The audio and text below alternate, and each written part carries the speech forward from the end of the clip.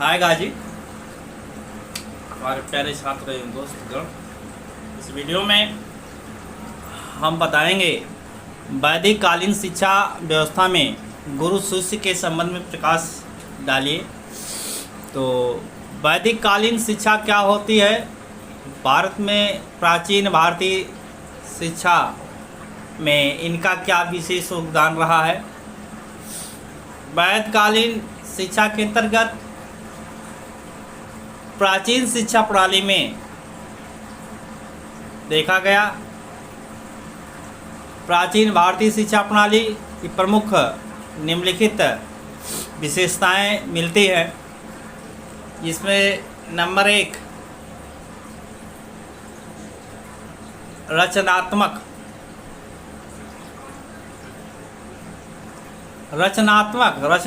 का अर्थ क्या होता है? प्राचीन काल की शिक्षा की पहली विशेषता यह मानी जाती है उनकी रचनात्मक थी। कुछ ऐसे नैतिकताओं के आधार पर ही छात्र गुरु के आश्रम में प्रवेश कर पाते थे, और प्रवेश करने के बाद दूसरों शब्दों में हम कह सकते हैं व्यक्ति के शिक्षा का द्वार खुला नहीं था। चरित्रहीन और भ्रष्ट छात्रों को आश्रम में प्रवेश होने से वर्जित था तथा शिक्षा केवल सुयोग्य छात्रों के लिए ही होती थी। जैसे ऐसे प्रतिष्ठित, ईमानदार, सत्यवादी पुरुष, कर्मठ आदि ऐसे जो ऋषि मुनि थे अपने शिष्यों का ऐसे चुनाव करते थे और उन्हीं को शिक्षा देते थे। अदर चरित्रहीन भ्रष्ट व्यक्तियों को जो है वह नियुक्त नहीं करते थे, अर्थात शिक्षा नहीं देते थे, न ही आश्रम में प्रवेश होने देते थे। ऐसी प्रथाएं जो है वैदिक कालीन में रही हैं। वैदिक कालीन में विद्यारंभ संस्कार दूसरा आता है स्टेप। विद्यारंभ संस्कार में देखा गया, वैज्ञानिक अल्टेकर के अनुसार विद्यारंभ संस्कार 5 वर्षों की आयु में होता था तथा साधारणतया सब जातियों के बालकों के लिए था। अधिकांश विद्वान के अनुसार यह संस्कार उस समय होता था जब बालक प्राथमिक शिक्षा आरंभ करता था।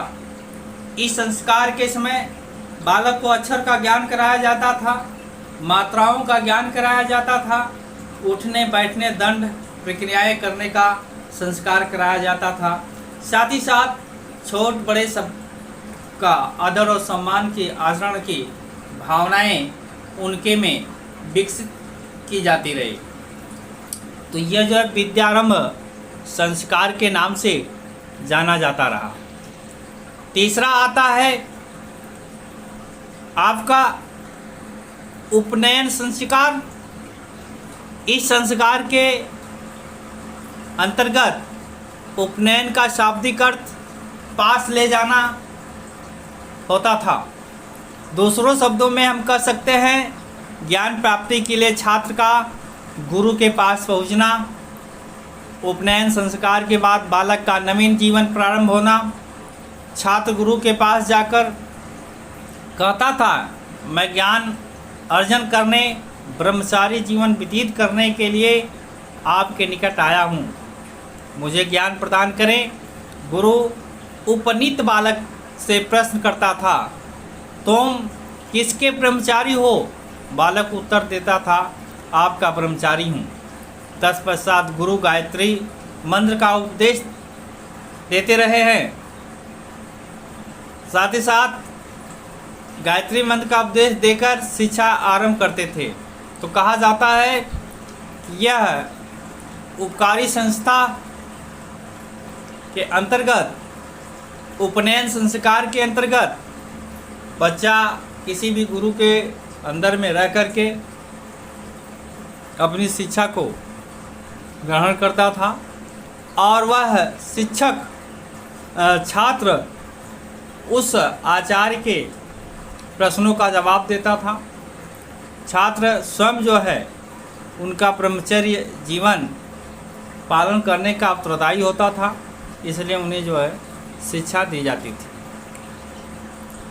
तीसरी शिक्षा प्रथा, चौथी शिक्षा प्रथा जो है प्रचलित थी वैदिक काल में, जिन्हें हम गुरुकुल शिक्षा प्रणाली के नाम से जानते हैं। गुरुकुल शिक्षा प्रणाली के अंतर्गत आने वाले प्राचीन भारत की शिक्षा प्रणाली की प्रमुख विशेषताएं गुरुकुल प्रणाली मानी जाती है। प्राचीन भारतीय शिक्षा प्रणाली को गुरुकुली शिक्षा प्रणाली के नाम से जाना जाता था, जिसमें बालक 7 या 8 वर्ष का हो जाता था, वह माता पिता को छोड़कर गुरु के आश्रय में चला जाता था और गुरु के आश्रय में रहकर, गुरु के आश्रम से ही गुरुकुल शिक्षा कहा जाता है। वह अपने संपूर्ण जीवन काल तक रह करके गुरुओं की देखरेख, गुरुओं की वेशभूषा, गुरुओं का भरण पोषण व्यवस्था आदि कार्य जो है शिष्य गुरु की करता रहा तथा शिक्षा प्राप्त करता रहा। यह गुरुकुली शिक्षा प्रणाली के नाम से जाना जाता रहा। तीसरा, पांचवा था नियमित दिनचर्या का सिद्धांत। वैदिक काल में, प्राचीन काल में भारतीय शिक्षा अर्थव्यवस्था के अंतर्गत प्रत्येक छात्र के लिए आवश्यक था कि वह नियमित दिनचर्या का उचित ढंग से पालन करे तथा प्रत्येक छात्र के लिए सूर्योदय से पूर्व उठना, स्नान करना, यज्ञ पूजा, वेद पाठ, भिक्षा मांगना गुरु की सेवाओं का दिनचर्या का अभिन्न अंग माना जाता रहा और उस अभिन्न अंग का पालन छात्र करते रहे। 6 पॉइंट आता है पाठ्य विषय की व्यापकता। वैदिक काल में पाठ्य विषय सीमित थे, जिनके ब्राह्मण काल शिक्षा के पाठ्यक्रम में अनेक विषयों का समावेश किया जाता रहा। 4 वेदों के अतिरिक्त उपनिषद, इतिहास, पुराण, व्याकरण, विधि शास्त्र, देवशास्त्र, भूत विद्या, एकानयन, ब्रह्म विद्या आदि विषयों का ज्ञान होता था। आदि विषयों का गुरु जो है ज्ञान कराता था। यह विषयों के रूप में उस समय मानी जाती रही है और यही विषय रही। अगला स्टेप आता है दंड का सिद्धांत। प्राचीन शिक्षा में मानव के सिद्धांतों के अनुकूल शिक्षा प्रदान करने को प्रवृत्तियां मिलती थी। छात्र को शारीरिक दंड प्रदान करना अनुचित अपराध माना जाता था। यज्ञ, वात्सल्य और मनु साधारण दंड के पक्ष में थे, परंतु गौतम नहीं थे। आचार्य छात्रों को बौद्धिक क्षमता, रुचि, प्रवृत्ति को ध्यान में रख करके शिक्षा प्रदान करना प्रमुख दंड शिक्षा का प्राथमिक अंग माना जाता रहा। इस तरह से यह शिक्षा संचालित होती रही।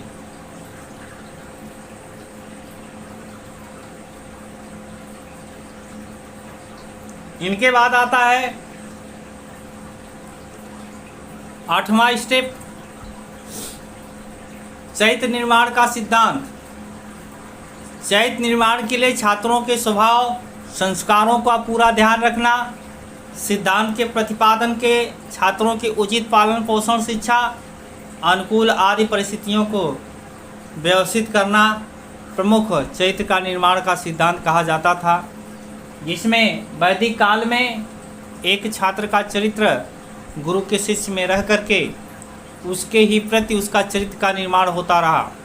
उसके उचित पालन पोषण, शिक्षा, अनुकूलिंग परिस्थितियाँ आदि का ज्ञान जो है गुरु एक छात्र को कराता था तथा उनके चरित्र का निर्माण भी गुरु पर ही आधारित हुआ करता था। गुरु शिष्य संबंध। गुरु शिष्य संबंध प्राचीन शिक्षा, वैदिक शिक्षा में गुरु शिष्या के मध्य प्रत्यक्ष संबंध रहा है। शिशु गुरु सीधे संपर्क में रहता था, अतः गुरु शिष्य की शारीरिक और मानसिक शक्तियों का भली भांति अध्ययन कर लेता था। गुरु अपने शिष्यों के साथ पुत्र स्नेह करते थे तथा उनके रहन सहन, भोजन वस्त्र आदि का उत्तरदायी भी उठाते थे। इन्हीं के साथ साथ प्राचीन शिक्षा प्रणाली के अंतर्गत गुरु शिष्य संबंध का कर्तव्यपरायणता पर आधारित थे एवं शिष्य दोनों ही अपने कर्तव्यों के प्रति जागरूक होते थे तथा सदैव अपनी इच्छा से उनका पालन करते थे। गुरु शिष्य के संबंध में पारस्परिक स्नेह, सम्मान, विश्वास, कर्तव्य की भावनाएं आदि कूट कूट कर भरी होती थी। सभी छात्र बहुत ही सम्मानपूर्वक अपने गुरु के प्रत्येक आदेशों का पालन करते रहे तथा छात्र गुरुकुल की समस्त कार्यों को गुरु के आदेश के अनुरूप ही कार्य करते रहे, जो पारिवारिक के सदस्य के रूप में उनका निर्वहन करते रहे। इस तरह से गुरु और शिष्य का संबंध बहुत लौकिक ही रहा है। अगला स्टेप आता है छात्र जीवन संबंधी नियम। छात्र नियमित जीवन व्यतीत करने के साथ साथ खान पान, वेशभूषा, आचार विचार, आचार व्यवहार आज के नियमों का पालन भी अनिवार्य रूप से करते रहे हैं। निःशुल्क शिक्षा प्रणाली। प्राचीन काल में शिक्षा निःशुल्क थी। छात्रों से किसी प्रकार का शुल्क नहीं लिया जाता रहा। शिक्षा की समाप्ति पर वे शिक्षा से अपने गुरु को दक्षिणा प्रदान करते थे तथा गुरु उन्हें निःशुल्क शिक्षा देकर परिपक्व बनाकर उन्हें भेजते रहे। अगला स्टेप आता है धर्म और लौकिकता का समावेश। वैदिक काल में, प्राचीन काल में शिक्षा धर्म प्रधान थी। छात्र निष्ठा के साथ साथ धर्मनिष्ठ अनुष्ठानों का पालन करना, धार्मिक शिक्षा के साथ साथ लौकिक शिक्षा की व्यवस्था भी बनाए रखना, लौकिक विषयों को भी पाठ्यक्रम में सम्मिलित करना आदि उनके पाठ्यक्रम पर आधारित रहे हैं। इस तरह से समस्त क्रियाकलाप एक लौकिक प्रश्न के अंतर्गत सत्यापित होते हैं। तो यह प्राचीन वैदिक काल की शिक्षा मानी जाती है